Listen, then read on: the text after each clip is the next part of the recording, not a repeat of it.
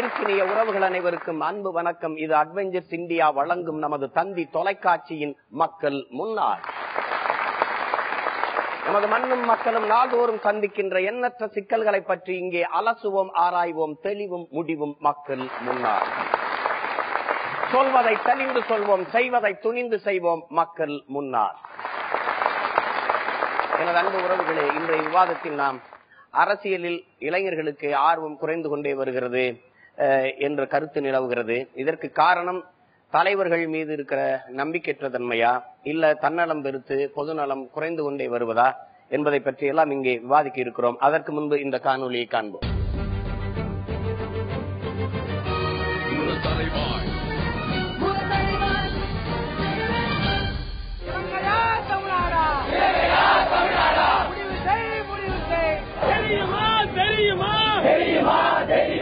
அரசியலில் இளைஞர்கள் மாணவர்கள்.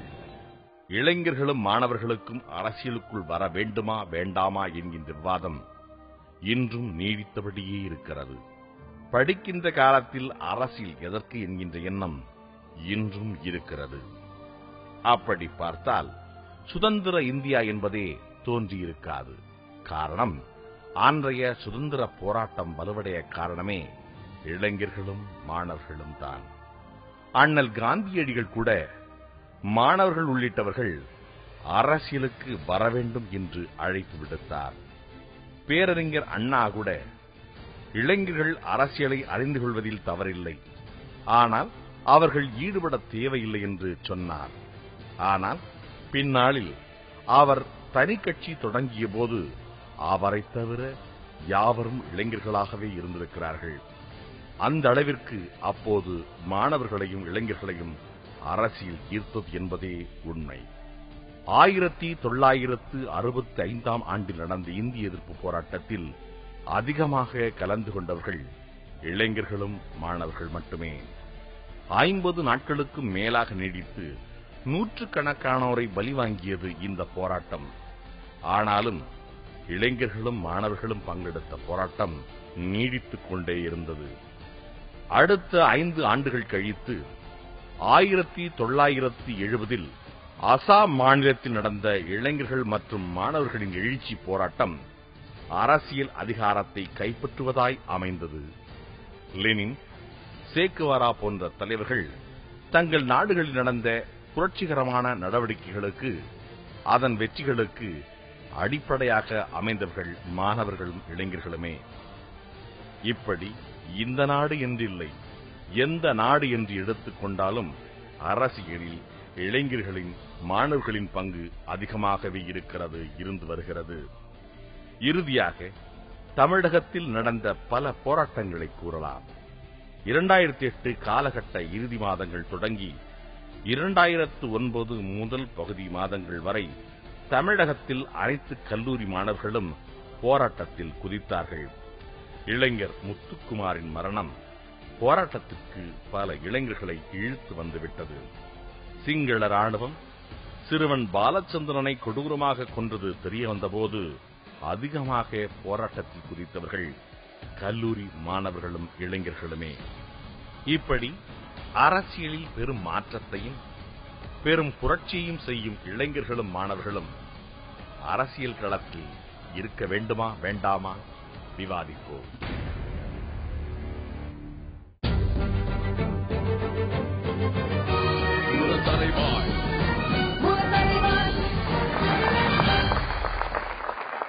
விவாதத்தில் பங்கேற்று தங்களின் மேலான கருத்துக்களை பதிவு செய்ய வந்திருக்கிற பெருமக்கள், பெருமதிப்பிற்குரிய வழக்கறிஞர் ராஜசேகர் அவர்கள், அகில இந்திய இளைஞர் காங்கிரஸ் கட்சியினுடைய முன்னாள் செயலாளர், மதிப்பிற்குரிய மருத்துவர் சாயப்பன் அவர்கள், மதிப்பிற்குரிய திருமுருகன் அவர்கள், மே 17 இயக்கம், மதிப்பிற்குரிய வழக்கறிஞர் கமலன் பிரசன்னா, திராவிட முன்னேற்ற கழகம். மருத்துவரையா, நீங்க சொல்லுங்க, உலகில் பல்வேறு போராட்டங்களை புரட்சியை முன்னெடுத்ததெல்லாம் இளைஞர்களும் மாணவர்களுமா தான் இருக்கிறாங்க. இங்கே நமது மண்ணில் கூட இந்திய விடுதலை போராட்டத்திற்கு பகத்சிங், கொடிகாத்த குமரன், சுபாஷ் சந்திர போஸ் போன்ற இளைஞர்கள் பெரிய அளவிற்கு போராட்டத்தை முன்னெடுத்திருக்கிறாங்க. இங்க மொழி போராட்டம், இந்தி திணிப்பு நிகழ்ந்த போது அதற்கு எதிராக கிளர்ச்சி செய்தவர்கள்லாம் மாணவர்களும் இளைஞர்களும் தான் பெரிய அளவிற்கு. இப்போது அந்த மாதிரியான ஒரு பேரெழுச்சி இளைஞர்கள் மத்தியில உருவாகுதுல என்ற ஒரு கருத்து நிலவுது. இதுக்கு என்ன காரணம் நீங்க நினைக்கிறீங்க? பைபிளின் வாசகப்படி ஆதாம் தனியாக இருந்தவரை அங்கே அரசியல் தேவைப்படவில்லை. என்றைக்கு ஏவாள் என்று ஒருவள் உருவானாலோ அங்கே அரசியல் ஆரம்பிக்கிறது. நீ இந்த பழத்தை சாப்பிடக்கூடாது என்று கட்டாயப்படுத்தும் ஆண்டவனின் அதிகார அரசியல் அங்கே ஆரம்பிக்கிறது. நீ என்ன சொல்வது, நான் அதை சாப்பிட்டுத்தான் பார்ப்பேன் என்று ஏவாள் சொல்லும் அந்த எதிர்ப்பு அரசியல் அங்கே ஆரம்பிக்கிறது.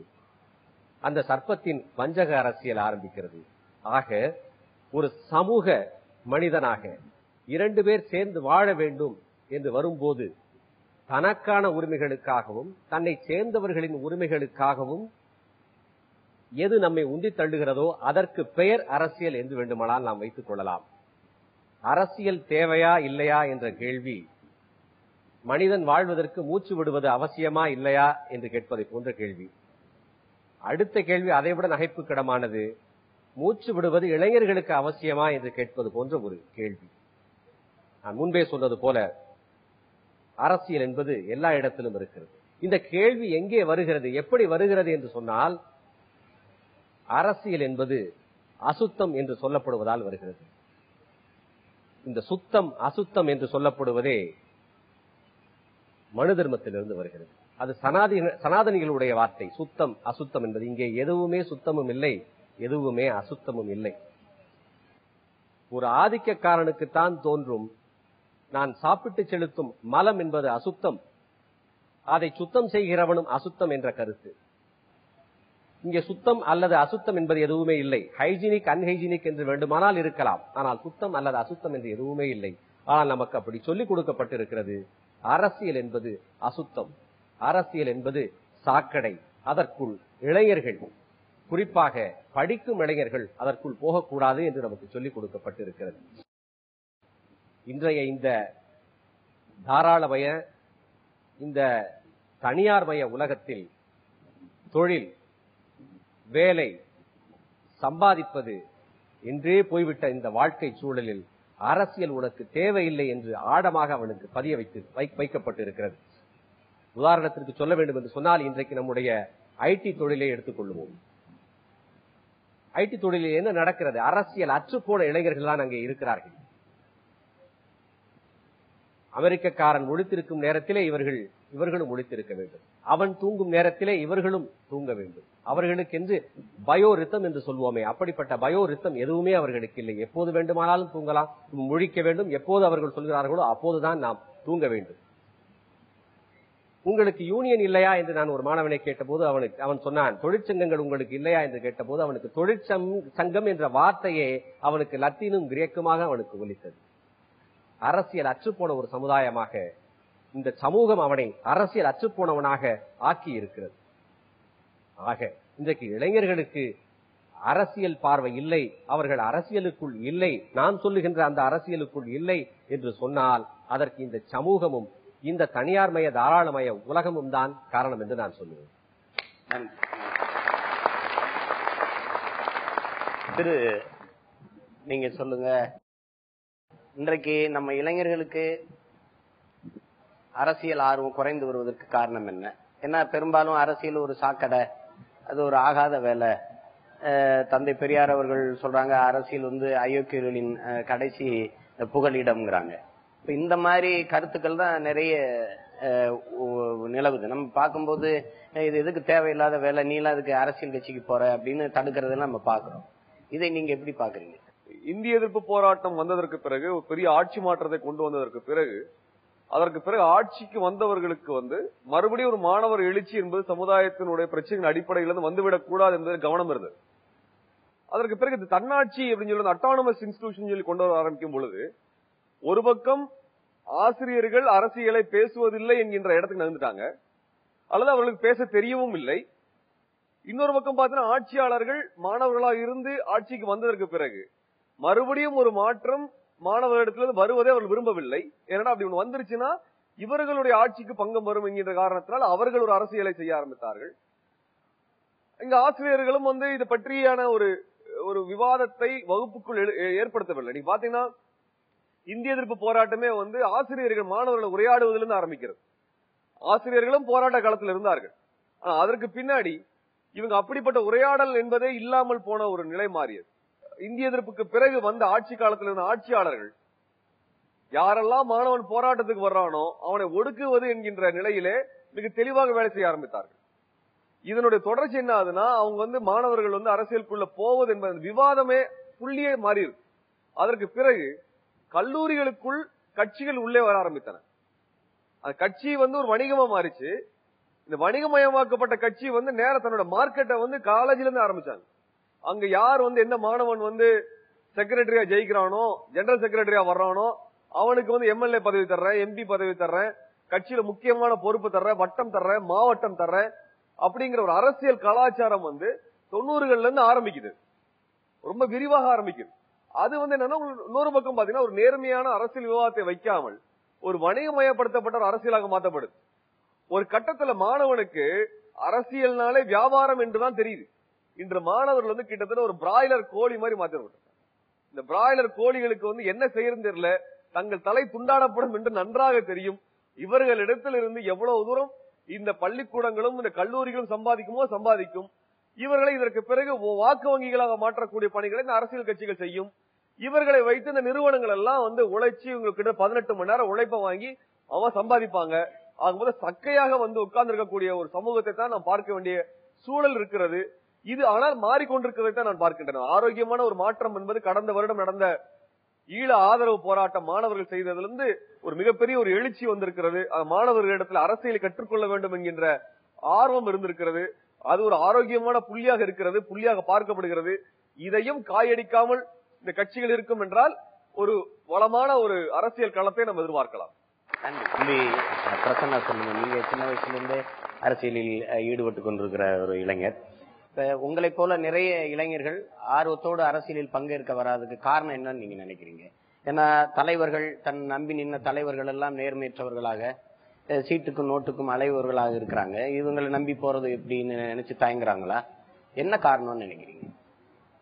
நிச்சயமாக இன்றைக்கு நமக்கான இளைஞர்களுக்கான அரசியல் பார்வை அப்படிங்கிறப்போ, இங்க அரசியல் அப்படின்னா என்னை போன்ற இளைஞர்களுக்கோ அல்லது இங்க கூடியிருக்கிற இளைஞர்களுக்கோ என்ன காட்டப்படுது அப்படின்னா, அகப்பட்டதை சுருட்டுவோம், ஆதாயம் என்றால் காலை பிடிப்போம், லஞ்சம் வாங்குவோம், உறவாடி கெடுப்போம், ஊர்வனத்திலே உலாவர கற்றுக்கொள்ளுவோம், ஏழைக்கு உதவுவது போல நடிப்போம், எங்கு போல எந்த கமிஷன் வந்தாலும் எதிர்த்து நிற்போம் என்கிற ஒரு பொய்யான தோற்றத்தை காண்பிக்கிறார்கள்.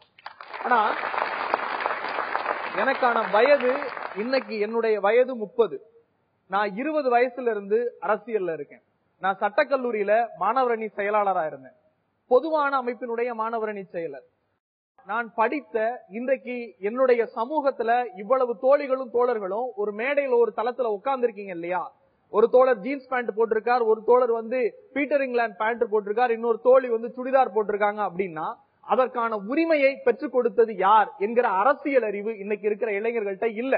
பக்கத்துல உட்கார்ந்து இருக்கிற இளைஞர்கள்ட்ட நீ இன்னைக்கு என்ன படம் பார்த்த, இன்னைக்கு ஏர்டெல்ல என்ன ஆஃபர் கொடுத்திருக்கான், ஐடியால என்ன ஆஃபர் கொடுத்திருக்கான், நீ இந்த ஹீரோ போட்டிருக்க சட்டைய பாத்தியாங்கிற ஒரு மறைமுக சமூக அயோக்கியத்தனத்தை மறைமுகமா விதைக்கிறோமே தவிர, தந்தை பெரியாரையோ இந்த சமூகத்திற்கு யார் பகுத்தறிவை சொல்லிக் கொடுத்தார், யார் சுயமரியாதையை சொல்லிக் கொடுத்தார் என்கிற ஒரு துளி அளவு யோசனை கூட இளைஞர்களிடத்துல கொண்டு போகாத ஒரு சமூக சூழலை படைச்சு வச்சிருக்கோம்.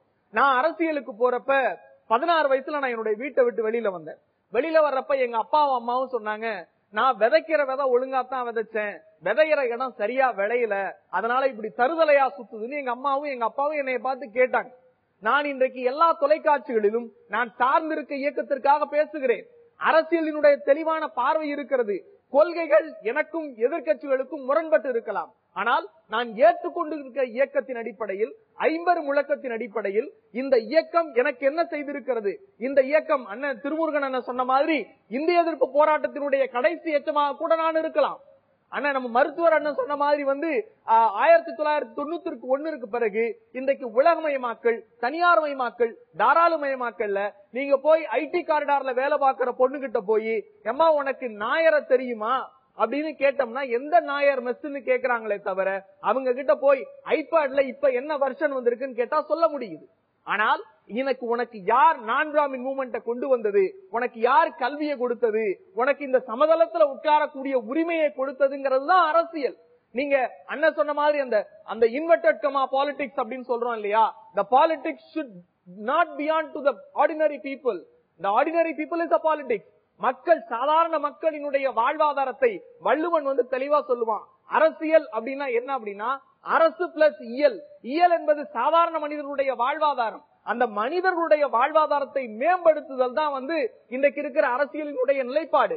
எல்லா அரசியல் கட்சிகளிடத்திலே குறை இருக்கிறது, அதை நானும் ஏற்றுக்கொள்கிறேன். ஆனால் உங்ககிட்ட ஏன் அந்த குறைகளை களையக்கூடிய தன்மை வரல அப்படிங்கறத நீங்க ஒவ்வொருத்தரா கேட்டு பார்க்கணும். அந்த கேள்வி என்னைக்கு உங்ககிட்ட வருதோ, ஊடகங்கள் 1000 பொய்யான பிரச்சாரங்களை செய்யலாம், அரசியலினுடைய அமைப்புகளை படிப்பினைகளை கொடுக்காமல் பல்கலைக்கழகங்கள் ஊத்தி மூடலாம். ஒண்ணுமில்ல, சமீபத்துல சென்னை பல்கலைக்கழகத்துல ஒரு மிகப்பெரிய புகழ் வாய்ந்த ஒரு மிகப்பெரிய தலைவன் 27 வயசுக்குள்ளார அவ்வளவு கவிதைகளையும் அவ்வளவு சமூக சிந்தனைகளையும் பாடி சென்ற தலைவனுடைய பாடத்தை எடுத்திருக்காங்க, 2 பாடத்தை.